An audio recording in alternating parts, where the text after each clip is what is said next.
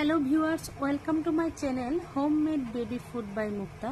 আজকে আমি 6 মাস থেকে 3 বছর বাচ্চার খাবার উপযোগী হোমমেড সেরেলাক তৈরি করে দেখাবো, যেটা আমি আমার 8 মাস বয়সী বাচ্চার জন্য প্রতিদিন করি। সেটাই আসলে সবার সঙ্গে শেয়ার করছি। আমি কোনো ডাক্তার বা পুষ্টিবিদ নই।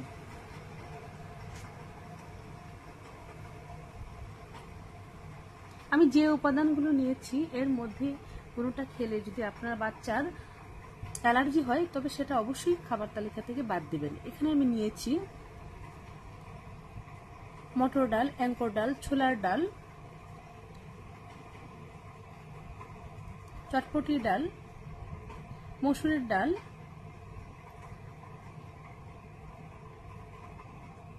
খেসারির ডাল, মুগ ডাল, মাসকলাইয়ের ডাল,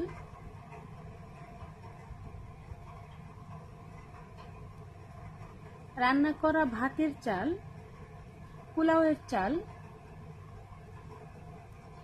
কাজু বাদাম, চীনা বাদাম আর সাগুদানা। এর মধ্যে যেহেতু এই 5 ধরনের ডাল, এখানে চটপটির ডাল, বুটের ডাল, ছোলার ডাল, মটর ডাল, অ্যাঙ্কর ডাল, এই ডালগুলোকে আমি একত্র করে আলাদা একটি বাটিতে নিয়ে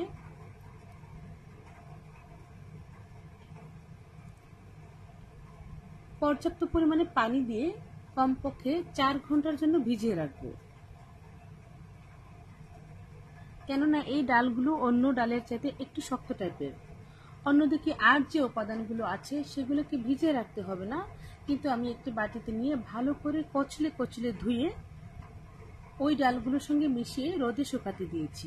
আপনাদের কাছে রোদের ব্যবস্থা না থাকলে ফ্যানের বাতাসেও শুকিয়ে নিতে পারবেন। ভেজে নেবার জন্য আমি একটি তাওয়া নিয়েছি। এখানে সবগুলো উপাদান একসাথে 10 থেকে 12 মিনিটের মতো ভাজলেই ভাজাটা হয়ে যাবে। ভাজার সময় খেয়াল রাখবেন যেন কোথাও থেকে খাবারটা পুড়ে না যায়। পুড়ে গেলে সেই খাবারটা বেবি খাবে না। অনবরত তাই ডালগুলোকে নাড়তে হবে।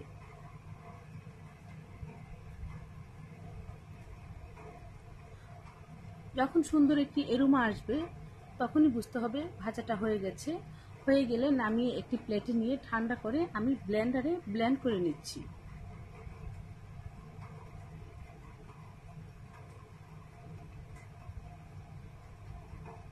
আমার এরকম গুঁড়া হয়েছে। আপনারা চাইলে এর চেয়ে একটু বেশি পাউডারের মতো অথবা সুজির দানার মতো করে নিতে পারেন আপনার বেবির চাহিদা অনুযায়ী।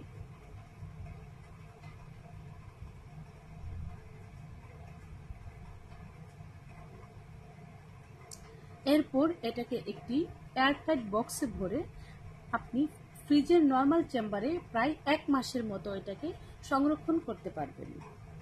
আমি একটু রান্না করে দেখাচ্ছি আপনাদের বোঝার সুবিধার্থে।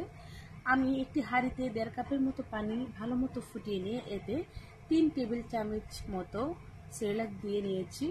7 থেকে 8 মিনিটের মতো রান্না করলে এরকম ঘন হয়ে আসবে। এভাবেই তৈরি হয়ে যাবে আপনার বেবির ভরপুর পুষ্টিগুণে তৈরি একটি সেরেলাক। আমার ভিডিওটি ভালো লাগলে সাবস্ক্রাইব করবেন। ধন্যবাদ।